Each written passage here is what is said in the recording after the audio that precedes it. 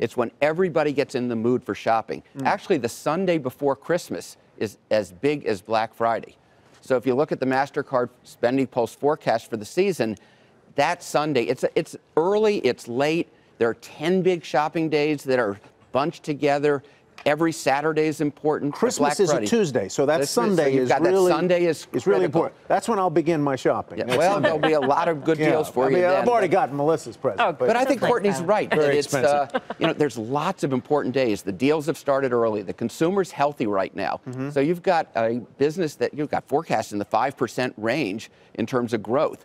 If you look at the data through October, the consumer's really holding up well. So the retailers really have to hit it now. The consumer is holding up well, but aren't we conditioned at this point to wait until you get the 50% off sale? Or, I mean, aren't we conditioned now to wait for the deals to really set in? The Black Friday may not be the best day for all of the deals out there. It may be later in the season. I think what you're finding is the deals are there all the time. So you're seeing deals, the ones that Courtney just described have already started. The consumer understands that absent some specific item, if they do the research, they may get a little bit better deal. But they can get the deals all along during this entire period. The reality is shop early, shop late, but you got to do it's this mindset that now's the time for the shopping. Yeah, you never know what the price is because nothing seems to have a full retail price ever. I don't care whether it's the middle of June or the middle of December. Well, that's why the apps that you have are so important. Yeah. Mobile affects everything because you know what the prices are. So who do you like? I'm asking like a horse race handicapper. Who do you like? Well, I think a lot of the retailers that are playing in the omni-channel space, I hate to use that word because it's become ubiquitous, but the Walmarts of the world, buy online, pick up in store. They've made so many good investments in technology. Target's doing a great job. I love some of the things. Kohl's, for example, is partnering with Amazon in some pilot tests. Anyone who's innovating is doing well. I think Macy's is reinventing itself. So you're seeing these big retailers who everybody thought were stayed. Yeah, would you ever have thought that? You never, I mean, a couple of years ago, you thought Walmart was... Walmart's done a remarkable cultural transformation. I think Doug McMillon's done a great job of changing who that company is. So I think there are a lot of winners coming out of all of this. You know, for a time, we were looking at the retail stocks, and they were doing kind of well throughout a lot of the year until recently. So do you use the stocks and how the stock market's pricing retailers as any sort of gauge as to what the health of the retailers are?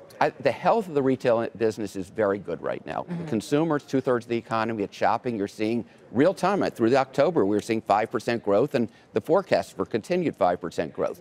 So I think the consumer is healthy.